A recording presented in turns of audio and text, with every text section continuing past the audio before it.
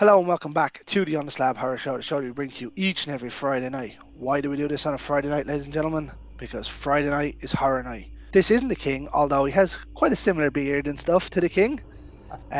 This is writer, producer, and we'll go actor for The Blackest Darkness. This is Mr. Michael Acosta. How are you, sir? Very well, sir. Thank you so much for having me on. Absolutely. Thanks for taking the time out of your day. My And pleasure. shout out to superstar Carl Grasso and Dan Grogan who Yeah, hooked this one up. Shout out to absolutely. the lads, former guests too. Yeah, yeah, they're Uh, great. but let's get into it. So, Yes, the sir. Blackest Darkness. So, tell us a little bit about the Blackest Darkness. Mm. Well, I'm a Lynch fan to start with. I love Lynch. I don't necessarily love the parts of Lynch where leave me, you know, I don't know what the fuck's going on. It's not like I like to watch movies. I don't know what the fuck's going on all the time. But what I like about David Lynch films are they give me the permission to think in different ways. You're not spoon fed. So when I was writing Blackest, I decided I wanted to create a world that had a very specific set of rules, and those rules did not parallel the rules of our own. The other thing I like to do, so that's the surrealistic part of this, and I present a world that has a specific set of rules, but you don't know what those rules are when you're watching, and that's what makes you feel untethered from reality, and that's kind of what I wanted to do. And I also like very interesting characters. I like characters that are uh, extreme is one word, but interesting. And so all the characters in this film um, really kind of push the envelope. And the reason they do that is because our protagonist, Drillman, um, Drillman is kind of an introvert. He's one of those type of people. He really likes his personal space and those type of things. And every character in the film invades some sort of some part of his space and his mind, as we see. And throughout the movie, he is constantly tortured, by one thing. The constant, the guy that sits next to you on the tram that won't shut up, or these people, or the close talkers that they're like coming. You're like, why the fuck are you so close? There, and then that's constantly happening to him. It's his own private hell, and so that's what I wanted to start with. I wanted to start with, let me put this guy in a fish out of water. Let me put him in a place that exactly exploits all of his weaknesses with people that exploit his weaknesses. And he has to try to get through all these obstacles with everything being in an opposite way that's best for him. So that's kind of the scenario in which I started with when I was writing. His own personal hell. Um, I thought, like watching the movie, I thought it very similarly went for Falling Down for me. Mm, Crossed with I would have said crossed with the likes of American Psycho, where you see him just get more and yeah, more twisted. yeah, Uh, definitely. Both those films are. I really liked Falling Down because I think that we can all connect with that one moment where this fucking hamburger doesn't look like the picture, and you just feel like blowing up. But there's a 15-year-old kid in the back trying to make the burger, so you can't really blow your shit. But yeah, I mean, definitely there's definitely that moment. It's definitely in there. So yeah, I think that was interesting. American Psycho, which is absolutely fantastic. Christian Bale's best role. Oh man, yeah, and I know the writer. I know Gwen. She's great, and yeah, that was just a really strong film. Hilarious. I think that movie is a comedy, a black comedy, Oh, and like I find it. Like, I tried to watch it before with a friend, and she was a big movie fan, and I was like, "Yeah, this isn't a horror film." And she was like, "This is just horrendously terrible, horrible to watch." Like, yeah, like in a good way, but it's uncomfortable. And I was like, That's just fucking awesome movie. This. Yeah. Uh, Yeah. I was like, Yeah. he's that wound up in himself. Mhm. And it was just like even the scenes with the business cards. Oh, Uh, hilarious. Yeah, they're all yeah. just staring at him and it's just so awkward. It's funny, really Now, funny. I do wish this movie had a business card scene. That would have been awesome. I just with Drill Man on it. Well, I tried to do that with with the name tag with no The, name, the you know. high I'm. Hi, yeah. Um, I think like the movie starts off with him in the cafe. I'm not going to try and give too much away, Sure. but that whole next scene with the waitress, I was like, what the fuck is going on in this movie? Yeah, Sorry, even just before that, where obviously you're in it as the clown. Now, right. I'm gonna say to you now, if that's not direct from Captain Spaulding, I don't know what a character ever is. So here's the funny part. Like, obviously, a lot of people have said that, but when I was designing that, like, no thought of Captain Spaulding went in it whatsoever. It Wow. was, I was trying to, I was like, what is like the weirdest thing I could do to really, really make this guy like if I wanted to say if you or I were like came out of a restaurant, we were getting in our car, what would be the weirdest fucking thing we could see? And just a clown, but like a blue collar clown, like a guy that's just on his way home. Like he's just like I had a long fucking day. He's like a construction worker, but his job is a clown at a funeral home.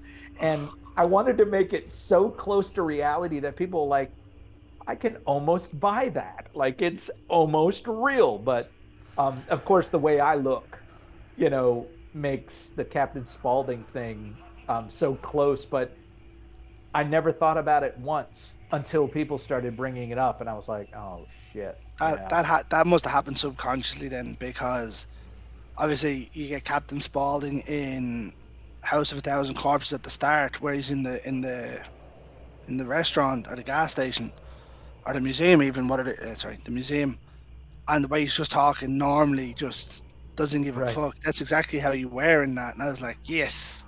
Yeah, yeah, and I mean, probably. I mean, people say, are you borrowing? I was like, look, if you're gonna steal, you steal from the best, and if you watch good films a lot and interesting films, you're gonna subconsciously take stuff. I actually ripped off more stuff from Kubrick in this film than I'd like to admit. I kind of would watch a Kubrick film and I'd watch mine and I'd be like, oh yeah, yeah, I kind of stole that, but Yeah, hey, subconsciously done it. Subconsciously, we go with yeah. subconscious. But obviously, then the waitress comes out and that scene happens, and I was like, oh, what the fuck am I even watching here? How do you go from a clown sitting on your car to what happens next? Yeah, right. And then he's just in the back of the car, and I was like, what the fuck? And then the talking cockroach, I was like, it's the most strange, uncomfortable watch that I've had, because I found lately now, like, normally I can watch things and it doesn't bother me, but now when I'm seeing someone's psyche get twisted and them just become more and more broken, I'm like, it's not really fun to watch anymore. Yeah. Yeah. Well, that actually, so everything you're describing makes me feel great because that's exactly what I wanted you to do for the entire thing. I wanted you to be uncomfortable and just watch this guy get the shit beat out of him, for the entire movie because that's what it is. Yeah. And it's we're watching him get punished and it's Mm. awful. And it's obviously like he has like even the home situation is rough. There's no escape. That's right. Yeah, yeah. It's just, and that's why I we leaned into the hard in the last rewrite, because it was very art house. And in the last rewrite, I was like, let's lean into a genre a little bit, and because this is terrifying. This is like my worst nightmare. Can you imagine, having no rest and no understanding? I mean, this guy does not know what the fuck is going on, and he's just kind of being pulled from one place to the other, and it's like one of those dreams where you're trying to get somewhere and something's constantly happening to you. You're trying to punch someone and you can't quite punch them. It seems like you've been going for hours, and you're like, oh, Yeah. You wake up and Yeah. it's only been like half an hour, and you're like, oh damn, I'm even more tired now than I was. Yeah. Yeah. So that, Um, I mean, Greg, that makes me feel great because that's what I think. Um, Job done. yeah, yeah. I wanted you to be really uncomfortable for that entire movie. I just wanted you to feel like, Jesus, this is awful. Like as I says, I've started to change the way I view things now in movies. Obviously, watching more and more stuff. Obviously, great watching Hollywood movies and the big budget movies, and you're like, yeah, this is gonna happen. This is gonna happen. You can just tell what's gonna happen. That's right. But with watching a lot of indie movies now, you see the craft that's put in to try and change how people think about it and Yeah. try and throw you off what's going to happen. Yeah. And one of the first ones that I found that done it for me since starting to get guests and receiving screeners and stuff. I don't know whether you've seen Devaney Pinn's Black Mass. Uh, not the gangster movie. No, no, no. There's a new one that came out the back end of last year, Black Let me write Mass. let me write that down. Black. Um, so I had them on the show a while back, some of the cast and crew, and I sat watching the movie, knew it was based on a true story. And you know when you're watching like a slasher movie, I was like, yeah, it doesn't matter what the movie is, I'm rooting for the killer. Because people annoy the shit out of me. So I'm like, just they're coming into his domain, fuck them up. Yeah. Yeah. Um, and I found myself going, yep, let's see some people. And then I was like, oh wait, no, this is a true story. Yeah. I Yeah. was like, now I can't really root for the killer. Yeah. So do you want to know a secret? This was funny, but when we were done with the edit and we were, Adam and I, the director, Adam Hewlin and I were sitting there watching, I was like, right when the car goes by in the very beginning, the car goes by, I said, let's put based on a true story. And just see what happens. But obviously that would have Well, been we'd have I been full mean, of shite. Blair Witch done it, and it made them a fucking fortune. Yeah, yeah. We've got actually the sales rep that we have for this film is the same sales rep that they had for Blair Witch. Wow, Yes, Gary Rubin is the name. Yeah, good he's good hands. yeah, yeah. He's Yeah, great. let's hope he gets you a good deal. So, Yes, sir. Yeah, let's hope so. um, Keep it rolling. well, as it says, like obviously we had Carl and Dan, from our guests on the show in the movie as well. How did you go about getting them in? Well, we put out a casting call, and the casting call was pretty specific. It's interesting when you kind of do a cattle call for lower budget movies. You can't you have to put out a cattle call because you need is get as many people as possible. And Carl, he showed up. We picked him out early, but what I was kind of going for on that was a very kind of a Tarantino cup up. It was kind of a. It's not an homage to Pulp Fiction, but I really liked that look. I like the idea of these two gangsters, a shorter guy, a taller guy. Obviously, one was black and white, and that kind of worked. I just kind of liked it, but I like the idea that they were really, really good friends and horrible people.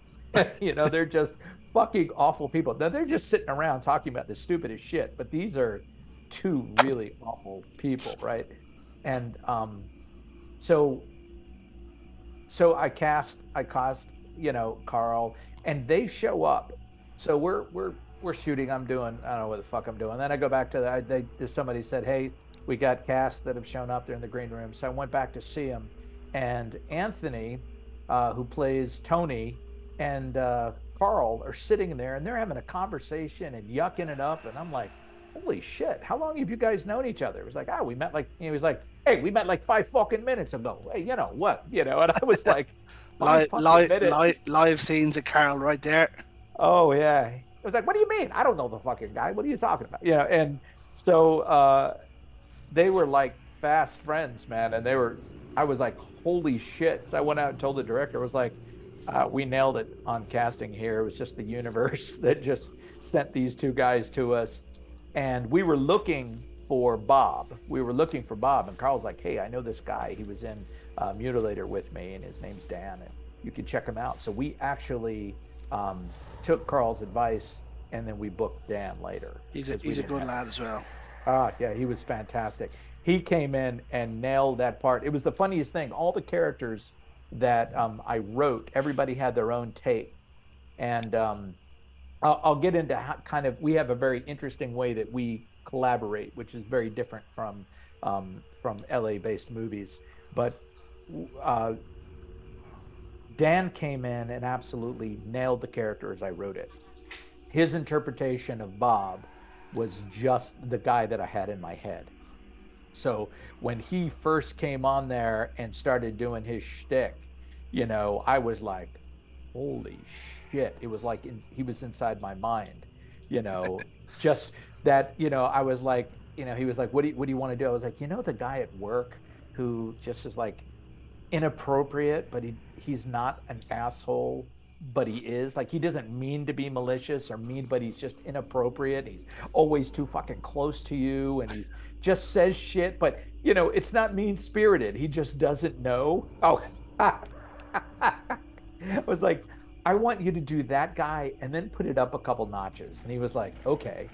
And the part, I mean, it's so tense, the scenes when you watch them. But right behind the camera, man, I was pissing myself. Like it was just hilarious, He's watching so him. good. Oh, he Uh, was he was fantastic. I Yeah. don't know whether you've had the chance to see him in Mutilator 2 or um in The Woodman, but he's top draw. Well, yeah, we've seen this. I haven't seen the Mutilator 2 yet. I'm waiting for it to be released so I could So good, so yeah, good. that's great. Uh, I waited. Um, Eva Hamilton, I seen put it up a couple of years ago, and we'd only had one or two guests on at that stage. And Mutilator One is one of my favorite horror movies. Like I actually have a Mutilator tattoo. Wow. That's Like commitment. the hook. I don't know if you can see Wow, it look there. at you. So I actually had the chance to sit down with a lot of the cast. I got to sit down with Buddy Cooper, who directed the original one, and Ruth Martinez and stuff that was in the original one. Mhm. And I was going through the cast with it, and that's how we ended up getting involved with the lads. But it's so good, uh, so good. But obviously being involved with the lads, then I've followed their careers through, and Dan's Woodman um was so good as well because Anna Clary, who's in Mutilator 2, was in that as well with him. Mhm. And it's when you get a chance to check out Mutilator, it's so good. Yeah, I will. Yeah. I text back and forth with Carl pretty often, but he's a good guy, man, to have on just on set. He keeps the energy up great. And I when I when I line out and schedule a movie, I'm not one of those guys that shoots for 15 to 16 hours. I usually shoot 8 to 10 hour days. I don't like to burn out my cast or my Yeah, crew. So we usually do that, but we had one day that we had to go. We were shooting all nights. It's the blackest darkness. We couldn't fake it. So we shot all nights. And we just got hung up on this one day. I asked everybody if they could do the double, and they said yes. And I had to cut pages and do everything. But those guys looked so tired. But when it was time to go, they popped right back on, and he was cackling jokes, eating my wife's cookies, staying sugared up, and he was a real good guy to have on cast.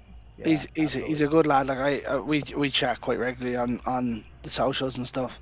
Uh-huh. But to me, he is the kind of person that you'd have a great night out with, and then the next day you'd want to punch him in the face because you just have all the energy in the world. Yeah. How are you still going? Yeah. Yeah. So that kind of way you wake up hungover, and there's always that one friend that's always still bouncing around the next day, and you're like, "Fuck off! Come back to me in 3 days." Right, right. Yeah. Um, I wrote a part for him in my next in the next film that we're doing. It, nice. yeah, it's a little the same as far as it being an Italian guy, but it's a very different Italian. So I'm looking forward to seeing what he can do.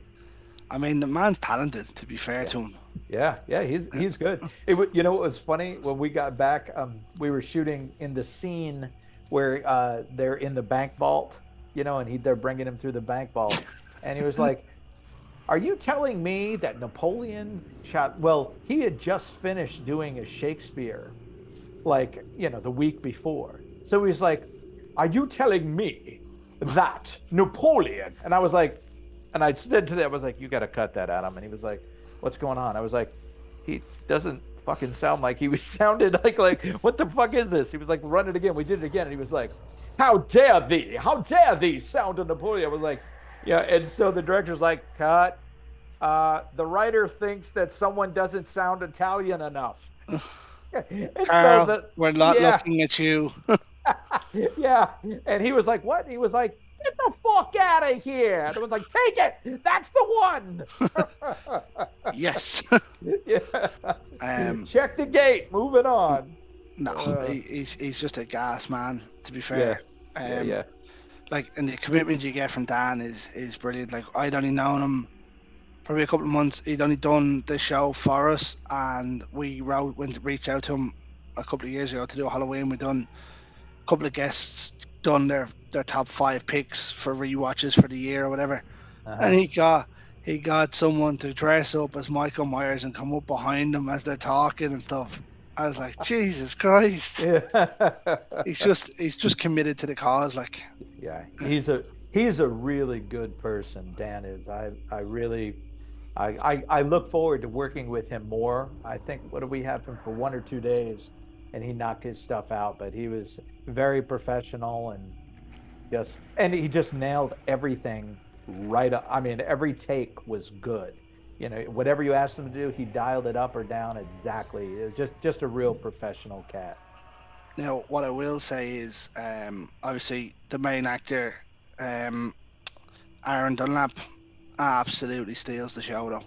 No, he's He, he's you outstanding. just, he's just a poor fucker, isn't he? Yeah, he's worked with me before, and he played kind of a similar type character. He's like, "Hey, Mike, I can play other roles, right?" I was like, "Yeah, I know you can play other roles, Not man." But anymore, you can't. but so he was educated up in New York City, at Tisch, so he like is a real studied actor. He has like a method, and we were sitting around just drinking and talking once, and he was like, "Yeah, Mike, so what's your method?" And this, that, and the other. Was like, I don't have a fucking method. I'm not an actor. He was like, no, no, man, you got it, man. What's your method? And I was like, I just make believe. Like, I I, literally just fucking pretend I am whatever I am, and I show and up. then afterward I'm, like, let's go get a burger. I show up, and that's it. Yeah. I have no, but I've heard Russell Crowe does that as well, and some other people. They just, I don't have to really get in my character. I just read, and I just literally pretend that that's what's happening, and that, I guess, my imagination just allows me to do that. But I'm not shy, and I'm not anxious in the world, but getting in front of camera, that kicks you in the balls a little bit, man. They don't come back neither. Um, no, but as I said to you off screen, I'm fairly honest, in how I talk about the film. It wasn't my kind of film. Hmm. Um, but as I said to you off screen, beautifully shot.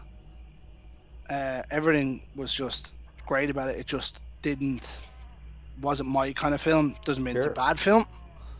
And as I said to you, you said it done its job, because I was sitting there going, yeah, I feel bad for this poor cunt. You know what? I can sit and watch Hostel and people getting ripped apart and stuff, and I'm like, yeah, Uh-huh. happens. Yeah, well, then that's definitely, I mean, everything that you've told me that you didn't like or you didn't feel right about, is everything was done exactly like we wanted it. So it wasn't a misread or anything. We wanted you to feel uncomfortable. We wanted everything to feel like it was tense and taking too long. It's a very aggravating movie. It really is. It just aggravates you, and gives you anxiety, and that's what we wanted. I think I said the same thing as we started. I tell my students, if you can please about 25% of the people half the time, then you got a hit movie. You've really done your job. Mm, Like as I said to you, like maybe it is that it was meant to make me feel that way. That I was like, it's not my kind of movie, but it was good. Like, I mean, there wasn't much that I can say bad about it. Hmm. apart from Yeah. having a talking cockroach. But that was I get why that was there, and I thought it was funny. Yeah. It's just the movie that it was. I was like, where does this even fit in? And then as the movie goes on, it Yeah. explains it, and I'm like, Yeah. ah, yeah, that makes more Yeah. sense now. Yeah. It's not one of those movies that you can watch for 20 minutes and summarize. You either got to commit Yeah, or, it just doesn't work. If you watch half of any Mission Impossible movie, you can watch the first act. You got it. First act, yeah, and the first minute in the second act is whatever country they're about to do it, and you already know what's going to happen in the movie. And he's going to jump out of some helicopter, airplane, or off a cliff, or you already know. But this movie is not. And I mean, you were talking about the originality of independent films, and I mean, that's what we have to do when you're working on budgets of under 2 million, under 1 million, and even quite a bit less. You have to use your noodle. You have to be spend wisely. creative. Yeah, that's right. Every dollar. I mean, good line producers. I mean, when I'm producing a movie, I know what it cost me for every hour that we've got that we're filming. Every single hour, there's a money burn, and you have to know where to put that money and how to spend that time. And the best way that you can spend your money is before the movie ever shoots on paper. You do something that's interesting that no one's ever done before, as best you can, or you tell a new perspective, a new story with different characters, and that's the best money spent. And like I said, if you do that, Justin Wallace, by the way, is our DP. He's the one who shot all that, just luscious, beautiful, beautiful imagery. And it doesn't take a lot of money to get that imagery. It takes talent. I don't care what type of, an Alexa Pro, you can use a red, you can use we use Black Magic cameras, but it takes a pro. It takes someone who is talented to get those. So your money has to go with people who are talented and creative, and who want to solve problems with you, and who want to really tell stories visually. At least you didn't pick off one of those people that done the photography and stuff for the last season of Game of Thrones. Don't get me started on that Jesus. franchise. Yeah, Or the actually, whole. a debate that came up the other day that I seen on one of the pages as well was another movie that's really dark like that was Alien versus Predator 2. Yeah, which one? Who was the lead in that one? That all those movies run together Oh, for me. That I couldn't tell you. I can't remember. I watched Yeah, it once. It's the one that was all dark all the time, and there was like hordes of aliens on Earth, and I was just like, oh, what the fuck is going on? yeah. When you're shooting in the dark, you have to understand f-stops. You have to understand what you're getting, so you're not pixelating. Hmm. Um, I think that the Amazon transfer is a pretty good transfer. The transfer that we have on Tubi, I think they transferred it at 720, so it just doesn't look that good. But yeah, we shot it in 4K, so we actually Nice. shot it in 6K, but we put it out in four. I don't even know what 6K is. Is that Yeah, UHD? yeah. Basically, all it is. I mean, no one streams 6K, so it's irrelevant. But for us, it was about getting more information into the camera, so it doesn't pixelate. So it's huge files that no one's ever going to see. I mean, some of the cameras now they shoot 12K. People's like, "Oh, we're shooting in 12K." I was like, "Yeah, you're burning thousands of dollars in hard drives, and you're killing your machines in editing, just to have 12K." But we shot 6K because a lot of those scenes are so dark, like the dinner scene where everybody's there. I mean, that Oh, was a it's it's. very Kubrickian, only candlelight, no other lights.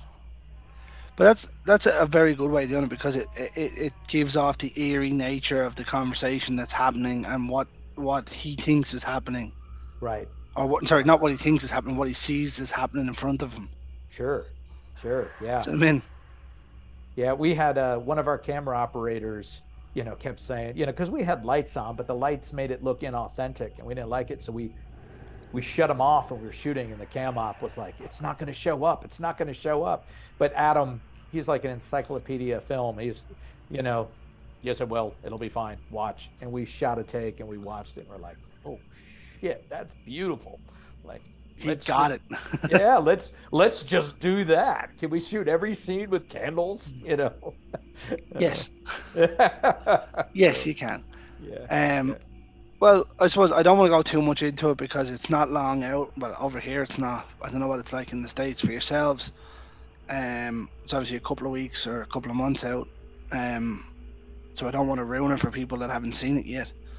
sure, So what we'll do is I'll jump into a couple of quick fire questions before we close out. Then, um, sure. more so about your taste in films. Obviously, you said you're a big Stanley Kubrick fan, Yeah, I do. I um, like Kubrick.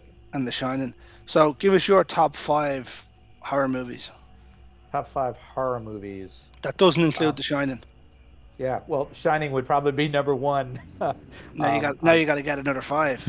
oh shit, five. Let's see. They Well, don't have to be in order. Alien. I Um, really like Alien, and people say that's a sci-fi movie. Nah, it's a horror movie. The original Alien. now, this is a debate that comes up every couple of weeks between me and the lads. It's not a debate. We're all in agreement. Alien 1, horror film. Alien That's 2, right. sci-fi Action. film. Now, yeah, sure. Sci-fi action. Yeah. Yeah, It's in space, it's got aliens, and Terminator 1, horror film. Terminator yeah, 2, best sci-fi movie ever made. well, yeah, I agree. A lot of people say that sci-fi movie, it's a horror movie, and I absolutely love it. It's great. Giger's artwork on that was great, and I mean, it's just terrifying, Yeah. absolutely The fucking movie, terrifying. the less is more, the darkness, and because it's so pixelated. Yeah, and I mean, yeah, and I mean, we obviously learned a lot from Ridley Scott, who's one of my favorite directors of all time.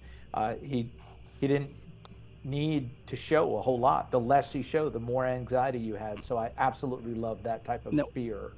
I imagine he got that kind of idea from Jaws and stuff. The less is more. Yeah. Well, they had to do less is more in Jaws because the shark looked like shit. Yeah, and two of them broke. But you know what I mean, though. The less is more, and it showed that it worked. So I'd say that had to have played some kind of part in it. Hmm. But my missus only said to me she's never seen Alien. Oh God. So Oh, my missus hasn't seen a load of the classics, and she's like, so we recently watched the Conjuring franchise with Annabelle, the Lorna, the Nun, and the Conjuring. hmm. Grand, she watches horror films with me, but she picked that out. I was like, yep, grand. Then we recently watched the Insidious ones, Ah, and we were going through the box sets, and she was like, "Oh, I wouldn't mind watching Alien." And I was like, "Yep." yeah, yeah. It's a I was like, winner. once you get past two, though, it's kind of a bit meh. Yeah, I watched all of them just last week. Um, Mm. yeah, I mean they're all nostalgic, but yeah, they just as a matter of fact, I think three wasn't even an Alien script. The one where they're in the prison. I That's don't even think that is was an that Alien. Resurrection? No, Aliens Now, 3. Alien 3, that was the one where she shows up on the prison planet. The whole Oh yeah, planet's a yeah, prison. fucking Yeah. ridiculous. Yeah. So that wasn't an Alien script, and they just kind of adapted it. And then 4 was Resurrection, where That's horrendous. yeah, that was with Winona Ryder, and they had a lot of competing narratives That's the there. one Joss Whedon wrote, wasn't it? And then he didn't Yeah. want his name put on it. Yeah. Yeah. That tells you Yeah. everything, doesn't it? When a writer writes something and it's coming out, and they're like, "No, Well, most likely he wrote it and they changed it so much that he was like, yeah, you got to kill it. But they had a bunch of stuff in there. They were trying to do her motherhood thing. I mean, it was just too many competing themes. You can't yeah, do that. Just keep the main thing the main thing. You want to scare the shit out of people, then scare the shit out of people. yeah." If you want to make people think, then make people think. But you often can't do the same thing. Yeah, it was a shame. Like the franchise really dropped big time, and it just kept plummeting and plummeting. Yeah. But I'm hearing good things about Romulus now. I hope so. Uh, I really hope so. Um, right, Hey, oh, I owe you a couple films. Okay. yeah, you owe me Let's. four of them. Oh, I owe you four. Oh, Jesus Christ! All right. Silence of the Lambs. Uh, There's no point even talking about that. That's just unreal. Silence of the Lambs. I actually argue is a slasher film, and we're obviously not watching the slasher perspective, but it is about a slasher. So it's a smart film. A lot of people in the '90s, what happened is they didn't think they could sell horror anymore, so they called it psychological thrillers, but I there's horror fucking films. hate that term. I hate it. Or, well, no, sorry. Elevated horror is the new one, isn't it?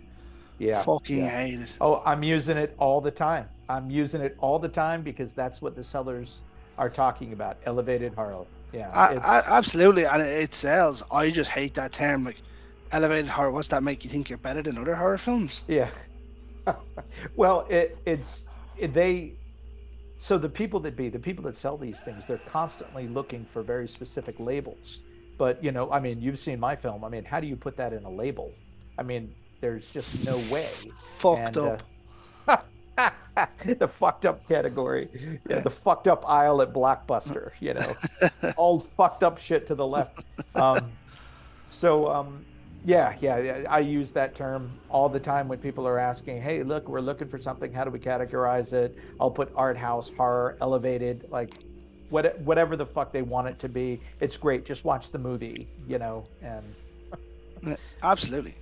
Silence of the Lambs, though, it's on its own. It's just there. yeah. Another one that's a personal horror film of mine that just scares the fuck out of me. It's because of Viggo Mortensen's version of The Devil was Prophecy, and with Christopher Walken. I don't think I've seen This, that one. oh my gosh, this is, I don't know if it's late '80s, early '90s. Um, Viggo's version of The Devil was just terrifying. I mean, I don't know if just it's, absolutely terrifying. did you say the Devil's Prophecy? No, no, no, prophecy, just prophecy. Oh, Prophecy. Yeah, Oh, sorry, I might have seen that one. yeah. His devil, his version of Satan is just so frightening. Like after I saw it, um, I thought if that were the devil, I mean, it was just terrible. I mean, it's a wonderful movie, great, but horrific. 1995, that one is. 95, Jesus, that's a long Yeah, time I ago. have I have seen that. That's a brilliant movie. And then some films that have stuck with me since childhood. Omen, the first Omen. I mean, that movie scared me. I went to see that It's in the all for drive-in. you, Damien. It's, I, when that woman jumped out the window and hung herself, like outside. I was a kid and I was at a drive-in watching this movie, so that stuck a little bit. So forever, I'm looking for. They're like, maybe we can get you a nanny. I don't want a fucking nanny. She'll hang herself. We'll, we'll, Um, we'll we'll get you a nun to look after you. The fuck you yeah. will. Uh, See, another one that stuck with me that I saw at the drive-in when I was a kid was Piranha. Oh yeah. I just like that movie just freaked me the fuck out. And it always it's the type of movie that makes you look in the toilet, when you're a little kid. Like you don't want to sit on the toilet because, you know, they're fucking Yeah, thinking about that's that scene where you one's in the ring, yeah, and oh, it's but just the horrendous. fucking swimming pool at the beginning, and it's got the sun. That movie just stuck with me as very, very frightening. Let's see, What is it? another I one. remember the very first time I seen Piranha. I had set a video to record something. Um, I think it was Final Destination or something that was on the telly, and I set it to record on video. So it would have been what 2002, 2003, something like that. And Wow, really?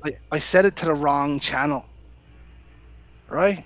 And Piranha happened to be starting in and around the same time. So I put it on the next day after coming home from school to watch it, and Piranha came on. I was like, oh, okay, I recorded the wrong thing. Yeah. But even at that stage, I was a massive creature feature fan. Yeah. So I seen Piranha and I was like, okay, let's go. I Yeah. walked over to the local video shop. I says, if you got Piranha, and they're like, yeah, it's down in the horror section. Go and read the back of it. Grand. Yeah. Went home, And watched it. and again, that's Roger Corman, and he did everything so efficiently, and it was just great, straight to the point. It just scares the shit out of people. I mean, because you can imagine what if that shit happened in real life. Like, it's just terrifying, absolutely terrifying. But to think that people that swim in the Amazon where they are now, obviously, I mean, what was it 1970 something? Piranha came out Yep, yeah, early 70s. So I saw it in the drive-in. So, well, maybe mid 70s. somewhere along them lines. Anyway, Yeah, like obviously, science has taught us a lot more that they don't just attack for the sake of attacking and stuff. right. Same as sharks Yeah. and snakes and stuff. Hmm. But like, what did you think of the remake of it The remake of Piranha. with Christopher Lloyd? Yeah, I haven't seen it. They Yeah, they took they took the scariness away and made this prehistoric fucking shark like piranha. There's millions of them as well. yeah. You didn't need to do that. Mm. That's you didn't need to. That, like, piranhas aren't these big scary looking fish. They're only That's about the that funny size. thing about them. Yeah, Mm. it's that there's you get about 100 of them, and they'll fuck you up. That's what's frightening. They The you know what I love watching those videos where people like have their house at the side of the river and they're like throwing a carcass in to show you how quick they are. And you yeah fall it in there, you're dead. yeah, it's Yeah, terrifying. it's game over. Like, and I always feel sorry for people that live there that have kids and stuff. Hmm. Yeah, but no. All right, let's see. Give you another one. I've got one, and this is another horror movie, sci-fi. Event Horizon. Phenomenal movie. Yeah, Absolutely very. phenomenal movie. Yeah, that is such a great story, so layered. I love that they don't give you the answers. You really have to Eh, dig for things. It's just And there, isn't it? yeah, it just when he comes back and he digs his eyes out and he And the just X on his eyes. holy shit. I saw that movie on, like, I rented it at when I first saw it, and like I didn't want to see it again, but I did. It was like, it's one of those movies I saw in the house by myself, and Oh, I probably shouldn't have. It's just like, oh my gosh, because it played with the idea of supernatural, but it wasn't. It was dimensional, yeah, and it fucked with me. You're like, they're not magic. They're just possessed. creatures from another dimension that can do different things. So it was a beautiful blend of horror and sci-fi. Even though I consider it a horror movie, not a sci-fi movie, it still needed the sci-fi to Oh, make it I, work. I, I'd 100% put it as horror. Yeah, it 100%. it was terrifying. So that would be now. And just as an aside, I do have some favorites from the '80s. Obviously, Friday the 13th Part Two. Really loved that movie. Nice. Look at you. My son, my youngest son, I have four, but my youngest son, he makes the masks and he makes them for every movie. Oh, So nice, nice. he has a version. I should have brought him down or took pictures, but yeah, he's got a mask for every movie, and he's 19, you know. Quality. Um, but I liked Friday the 13th Part Two, obviously, because Jason's there, and Part Three because That's the hockey mask. well, Tommy comes back, and Tommy's such Tommy a is dick. like an angry, traumatic John Denver. Like, he's just like, who knows Such a kung dick. fu. He's such a dick. Yeah, it's like, how the fuck did John Denver learn kung fu? And he's back. He's hanging out So with Bruce Lee for a while. yeah, he went off and went to fucking anger management camp, and now he's back, to the place where he knows everyone's dead. So I really like those. Those obviously had a big impression on me. And then the Friday the 13th movies were just hilarious. They were just great. I know they were supposed to be funny, but they made me laugh. But I love them for what they were. Jack Shoulder, who did the second one, he directed the second one's a friend of mine, and Done the second Friday. yeah, and he That's the one with the bag, isn't it? He had the bag on his yeah, head. yeah, was he? That wasn't Johnny Depp. No, Johnny Depp was the first one. This one was, No, Nightmare on Elm Street. yeah, Johnny Depp was in Nightmare on Elm Street. yeah. So this was the second one that Jack did. I can't remember. They all run together The too. one with Mark Patton. Perhaps. I can't remember. Um, I with haven't seen those movies in a long time. with Grady, where he bursts out of the chest. Yeah, that's it. And I think that scene, Jack told me, he actually had to have the AD direct it eventually because he couldn't stop laughing. He just couldn't stop laughing. He had to leave the room. But yeah, that I love those movies, and I remember seeing them. When we used to go to the movies all the time, and like, which one was? Oh, look at you, man! You ain't fucking around. No, Yeah, they when they did like the Dream Warriors, like you had the kid that in the was three. wheelchair. Yeah, that was three. It's fucking hilarious. It finally just said, "Fuck it, let's just I jump mean, in it." the man was an icon as what he was supposed to be, like a child murderer. He became a fucking icon. To Yeah, me, I've always said it. I says he's the slasher that saved horror. yeah, and he had so much personality. I mean, Yeah, I was him. I was him for Halloween. I can't remember how many times. I mean, he was just great. Robert's just a machine, though. Yeah, yeah. I've never met him. I don't know Robert at all, but he's he just it's so funny because I remember him in V back, I didn't in watch the that. 80s. Yeah, and he was a nerd. He played a He lizard plays guy or something, didn't he? yeah, well he just plays this little nerd like character, and then he shows up again. You're like, "What?" He's like this super badass, funny. He was so funny and cruel. It Yeah, was great. So very nostalgic, those films for me. While I don't think they were great films, they were superb movies, and I really enjoyed yeah. the entertainment value I got out of them. Yeah. Unfortunately, the franchise again, like Alien, kind of went downhill. Yeah, sure. The like I still enjoy them all, but there's some of them in there, and you're like, "Ugh." Yeah. Yeah. Well, and that's the producers. The producers are getting offered. They're making more and more money, and that's you know, I understand the way it works. I just wish that every single sequel can be a good sequel, but you have to put the same type of time and care into it. And then sometimes there just needs not to be a sequel. There's not a story to I tell. You mean, need to let it go. it was always going to be hard following Craven's original one. Yeah. It was always going to be hard following Carpenter's original Halloween. Do you know what I mean? It was always going to be hard following Scream. Like Yeah. the it's just sometimes it's hard to do. It's not very many times you get a sequel that's better. Yeah. Oh, absolutely. Yeah. I mean, I think Coppola did it with The Godfather, but how many other can you list? Terminator. Terminator. I saw T2 in Puerto Rico with SEAL Team 4. You in the Navy, were you? I was, yeah. Yep. Nice. And we were at the movie theater, and everyone's saying, well, you can't shoot the grenade. It's a self-arming grenade, and it won't arm. Everybody's breaking down all the weapons. It was wonderful. Absolutely wonderful watching Terminator 2 with SEAL Team 4. Do you want to know? Do you want to know what I love about the fact of Terminator 2? That they used the minigun from Predator. They used So, they used yeah, Jesse Ventura's minigun. yeah, that's great. I know one of the guys, he lives in Carborough, North Carolina, and he built one of the props for that, the minigun, one of the minigun props. Oh, nice, Yeah, he's got it up in his shop right now. nice. Great. Yeah. Go on, you owe me one more. I owe you one more.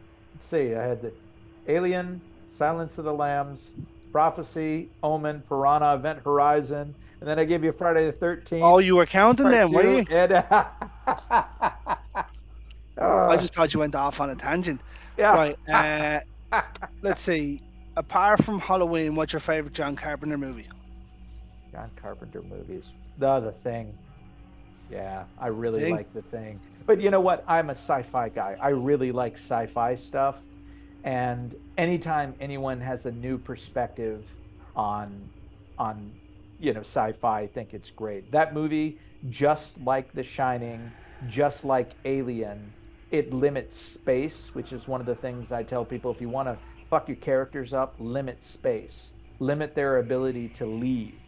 because if you and I were just hanging out at a pub and a monster came in, we would just fucking run.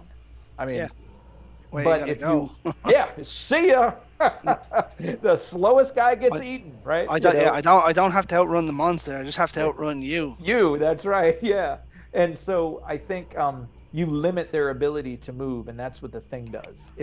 There's nowhere to go.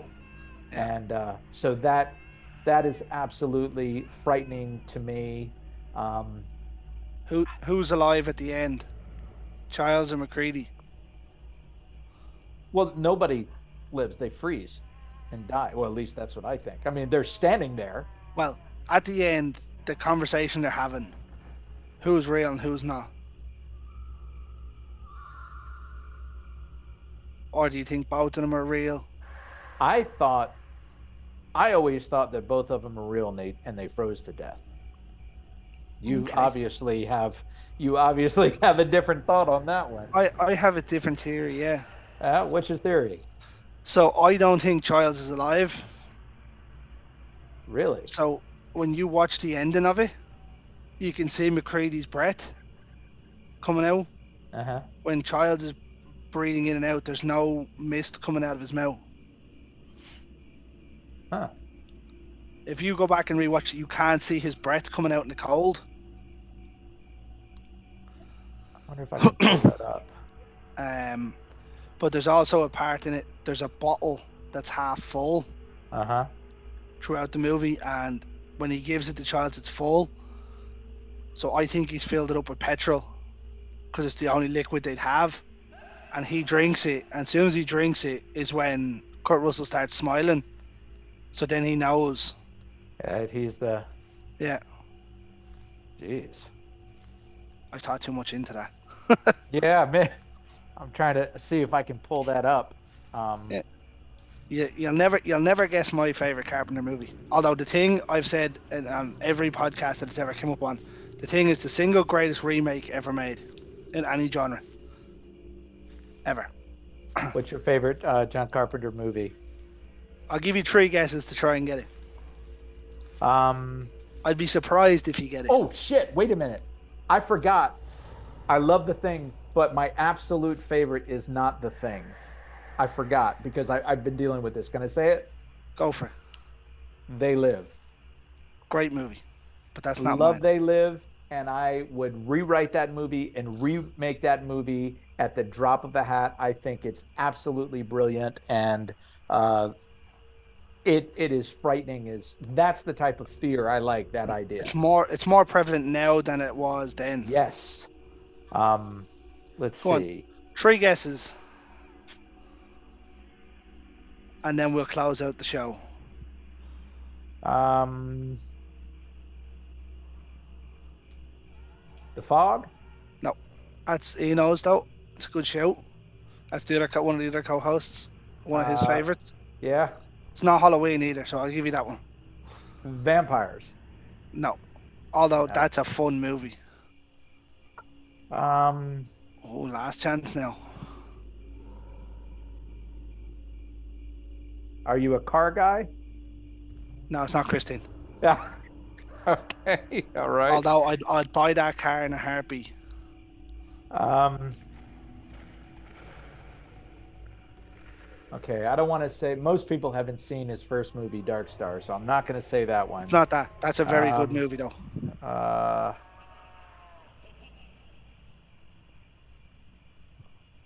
You shit. lose.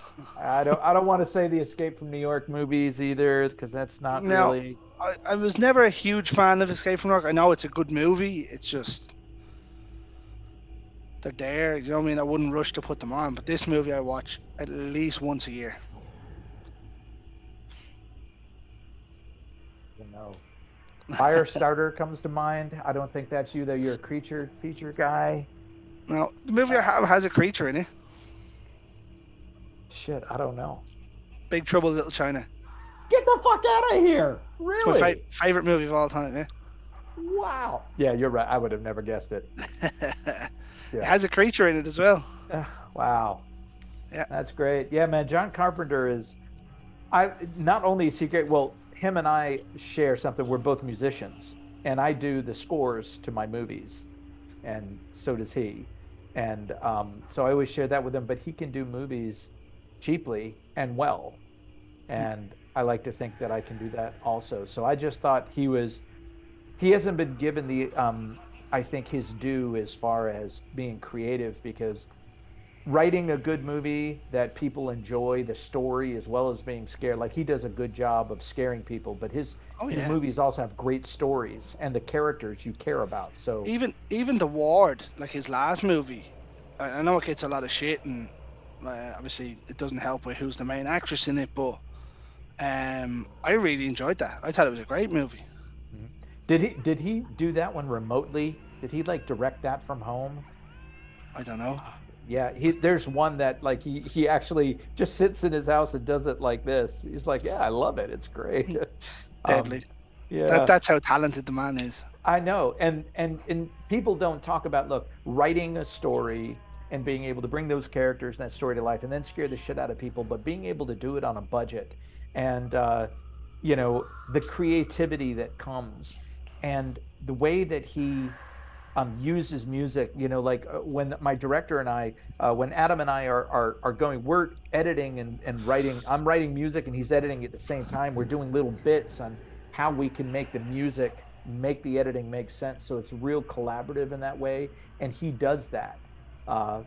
He's making the music work Yeah. for him. And I think that's fantastic. And I don't think people talk enough about, it's not just a John Carpenter movie, man, but he made this movie work for cheap, made money, made stupid bank, and did the score, made it all work. And it's very Renaissance man of him. And I don't think he gets enough credit for that. But he's getting his well-deserved star this year as well. So Yeah.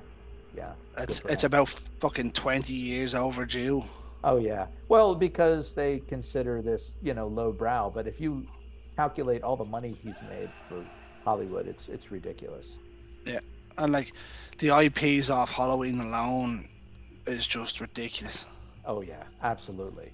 Tremendous. And that's why Halloween worked, is because you don't even see Michael Myers all that much. It's just the tension. He makes you really want these The, the glimpse, babysitters. the side Yeah. eye. These babysitters, you really care about them. You really don't want them to get hurt or anything to happen to them. And that's just brilliant. And yeah, good for him. Well, I think that was a good chat. You can welcome back absolutely anytime if you want to come on for Wonderful. even just a movie chat, or if you want to pick a movie and come on and break it down. Oh yeah, man. I'd love to break this script down. That's really script analysis and really understanding from script to screen how it works. I think a lot of problems in movies, I think it comes from the script.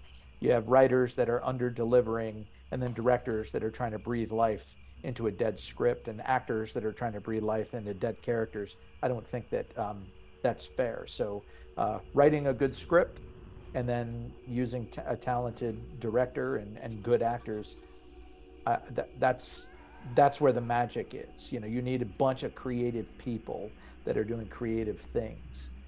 If you don't have that, think, man, you're just going to have a bomb. Uh, People aren't going to care. Well, just before we finish, then, right? What horror films are you looking most forward to this year? I have no idea what's coming out. I've been so busy in this marketing thing, man. And the thing is, because I'm always working, I wait until someone tells me, "Hey, you need to go see this one on the screen." You need to wait, and then I go watch it on the big screen. Ah, you're one of those people. Yeah, because I just can't. It's the time. I admit I like watching movies at the movies. Yeah, I'm like that. I love that. I think we designed that. I mean, when we saw Blackest Darkness on the big screen, that's how we shot it. We shot it for a 30-foot screen. We didn't shoot it for a 15-inch monitor. And if you see it like that, it makes you feel differently than watching it on a 15-inch screen. So I try to give the respect to the filmmakers that shoot that way. Unfortunately, a lot of filmmakers nowadays, the young ones, they're not doing that. They're shooting for small screens, and I think that's a mistake. Yeah, I don't know. My missus came in today and was like, "My sister's gonna look after the kids on the 6th of September," and I was like, "Beetlejuice." Yes. Yes, Yeah. yes. Michael Keaton, holy man, I've seen that movie so many times. My That's missus one of the only movies. my missus only said to me tonight, she's like, I don't think I've seen all the Beetlejuice the whole way through. And I was like, yeah, you definitely have. In the 12 years we've been together, you definitely have. Even if you piece it together, right? Yeah. So we're going to watch it now on Wednesday. Good for And then we're you, going to man. go and see the second one, which is ironically probably going to be terrible. I hope not. I I hope really not, hope but not. Yeah. I'm so pessimistic about late sequels to things. The one thing when people ask me, I'm like, no, it's going to be terrible. I go in with so low expectations, even if it's Yeah. half decent, I'm happy. Yeah.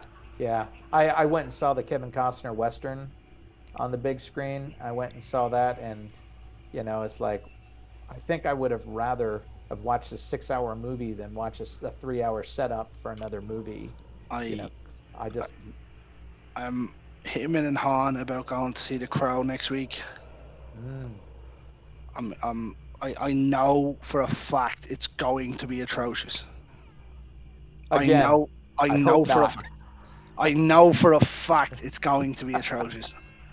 Oh And I shit. know it's gonna get a lot of hate, and I want it to be so good, Yeah.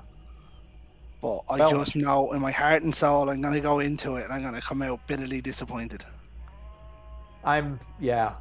I I'll do sequels, but I think that the strongest sequels can be where you take a theme or an idea from the first movie, and rather than take the characters, sometimes it's better to start an entire new story and then wrap the idea in, because it's really hard to put same similar characters and the same characters into the same type of jeopardy that you had them in the first movie. But And the problem with this one I found is it's a new design on Eric Draven, or but it shouldn't be because as far as everything I've read, it's based off a different book. mm, So it's based off, I think it's off the Wild Stallion book. yeah, Which I don't know those. I think that's what it is. I think that's the name of the book. Mm, But the design of them is based on that. But Eric Draven is only the first Crow. There's obviously three of them. Eddie Furlong was one, mm. or in one. Um, and there was another big actress in one of the other ones that were fucking atrocious sequels. But like, I don't think, I just don't think it's gonna be I anything. think that the people that make these movies are often not fans, Yeah, and that's the that's problem, the isn't it? yeah, that you and like me, I try to put myself in the place, even when I write, I put myself in the place of the audience at some point and say, okay, let's respect the audience. There's some people that absolutely love this character or love this idea, love this storyline, and make sure that you're doing something that's going to respect them. But if you're just doing it like, hey, let's knock this out, let's make a little bit of money, it's people are going to hate you for it. And people are going to hate you anyway. I like we've gotten some pretty Blackest Darkness has gotten some really nice critical reviews, just beautiful reviews, but users they're the meanest fucking cunts you ever met in your life. Holy shit. I mean, it's just ridiculous. Well, do you know what? I'll leave it at that. With the one thing that I'll never ever trust the likes of Rotten Tomatoes or anything for reviews, because I looked at Jaws review, right, and someone gave Jaws a 1 star review because there's not enough shark in it. And I was like, oh, why? Just fuck off. Yeah. Just go away. Just turn off the internet for the day. Right. Yeah. We got some neat. I was actually going to do a video of reading all, like I was going to select all the bad reviews and read all of them. And one of the reviews we got was a one, they're just users and like this is the worst movie, blah blah. And I was like, okay, the worst movie. Is it worse than Blood Rain? Is it worse than The Room? Is it worse than The Human Centipede? I mean, there's some movies out there that are, I don't know, like just bad movies, badly I directed, badly written, badly produced. Like every single thing is bad, and like, I but they're better. I spoke to you off screen about a movie that an incident happened on the show that never made it out, Right. Uh, I guarantee you, if they watch that movie, and I'm not going to name the movie because I'm not getting back into it, but if they watch that movie, you would be an Oscar winner compared to that movie. Oh yeah. Well, these are the same people, man. They say yours is the worst movie in the world, and then they're like, Mission Impossible 5, 5 stars. You're like, okay, all right, great. You're putting my movie up against a $200 million movie. Thank you for that. With a hyped up Tom Cruise. Great. Oh yeah, the movie looked great. Hey, it looked great, but I thought five was great, to be honest. I thought Dead Reckoning was brilliant as well. But yeah, they're fun action movies. I love action movies. My film student critic kids are always like, "Oh, we thought you liked the art movies. Don't you like the art movies?" I was like, "Yeah, I like art movies, but I also like watching shit blow up. Like I love Die Hard. I just fucking love that movie. It's great, you best know." Christmas movie ever made. Best Christmas movie ever. And Jeb Stewart, who wrote that movie, is a friend of mine and he's fucking great. And actually, he's in your country. He makes Vikings. He's the showrunner for Vikings, Oh, like nice. Vikings Valhalla. That's Yeah, actually that film's about 10 minutes away from my house. yeah, yeah. Jeb's fan fucking tastic, and I had him out and did a showing of Die Hard. Like it was the 30-year reunion or whatever, 30-year anniversary, and love that movie. So action movies can be fantastic. Like the Terminator, they're just fun. Again, great movies. There's difference between great movies and great films. Yeah. And there's one's not better than the other. It's not like, yeah, I only make great films, that's not what it is. Oppenheimer, great Yeah, film. great film, but Terminator it's 2, great movie. right. But I had more fun at Terminator 2 and I absolutely loved Oppenheimer, but I had more fun at Terminator. Yeah, absolutely. They're different things and I don't think people understand that. You It's don't like have to it's be like relegated to one thing. Schindler's List, amazing film. Yeah, absolutely. I've seen it twice in my life, and I don't think I ever need to see it again. Yeah, right. Yeah, Do you know what I mean? it'll depress you. Fuck me. Like, happy enough to turn on Nightmare on Elm Street. I'm happy enough to put on some of the shittiest horrors I've ever seen quicker than I'd watch Schindler's List. Does that Yeah, mean they're better films? No, it doesn't. yeah, yeah. And even American Psycho, I would say that's a great film. Yeah, That's a film. It crosses for me anyway. it's It not a it's not an easy watch, No, no, it's not. Not but at all. But right, great. absolutely. But what I'll do is this time we'll leave it there. All right. So, Cheers. Mike, it's been an absolute pleasure having you on. Yeah, Um, cheers. and as I said, welcome you back anytime. Folks, this has been your On the Slab for your Friday night, and I'll finish this the way I finish every single Friday night. In the words of the great George A. Romero, ladies and gentlemen, stay scared.